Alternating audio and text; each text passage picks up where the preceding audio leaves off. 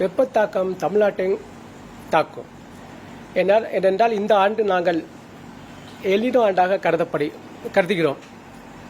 இப்போது அந்த எலினோ இதுவரை உருவாகவில்லை.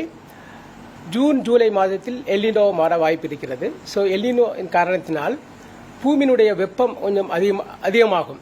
ஏனால் அந்த எலினோனுடைய இம்பேக்டினால் அந்த வாக்கர் சர்க்குலேஷனுடைய பொசிஷன் மாறும்.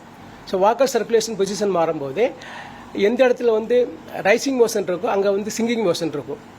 ஸோ இதனால அந்த வாக்கர் சர்க்குலேஷனால அந்த சிஸ்டம் இந்த சர்க்குலேஷனை மாறிட்டு இருக்கும்.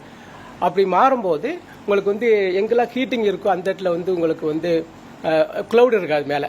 ஸோ இந்த இடங்களில் நம்ம இந்த ஆண்டு மே ஜூன் பீரியடில் அட்மாஸ்பியரில் அந்த ரைசிங் மோஷன் சிங்கிங் மோஷன் இருக்கிறதுனால உங்களுக்கு க்ளவுட் ஃப்ரீயாக இருக்கும். ஸோ க்ளவுட் ஃப்ரீயாக இருக்கிறதுனால அதிகமாக ஹீட்டிங் வரும்.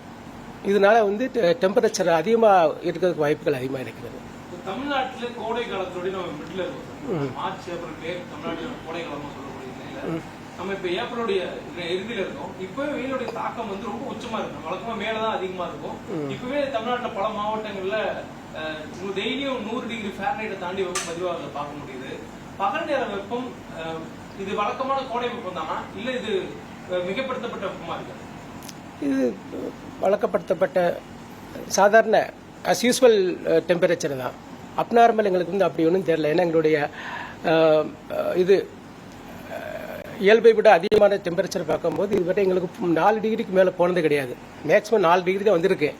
இப்போ 4 டிகிரி அதிகமாக போகும்போது நாங்கள் வெப்பநிலை என்று அறிவிப்போம், ஹீட் வேவ்னு சொல்லுவோம். அந்த ஹீட் வேவ் கண்டிஷன் இது வரைக்கும் வரல.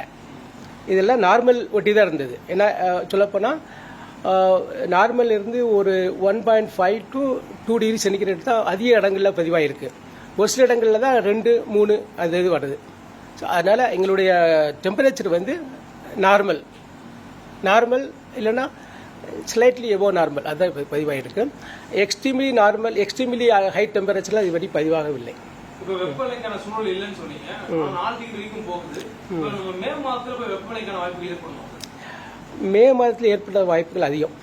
ஏன்னா இந்த எல்னினோ பீரியட் எல்னினோ கண்டிஷன் அந்த ஜூன் மாதத்தில் நாங்கள் சொல்லியிருக்கோம் இல்லையா. ஸோ எல்னினோ பீரியட் வரும்போது வெப்ப அலையினுடைய தாக்கம் இருக்க வாய்ப்பு அதிகமாக இருக்கு. தமிழ்நாட்டில் அந்த வெப்பலை ஏற்படுதுன்னா எந்தெந்த மாவட்டங்களுக்கான வாய்ப்பு இருக்கு? பொதுவாக இன்டீரியர் தமிழ்நாடு நம்மளுடைய கடற்கரையிலிருந்து தொலைவாக உள்ள மாவட்டங்கள் லைக் ஈரோடு, கரூர்,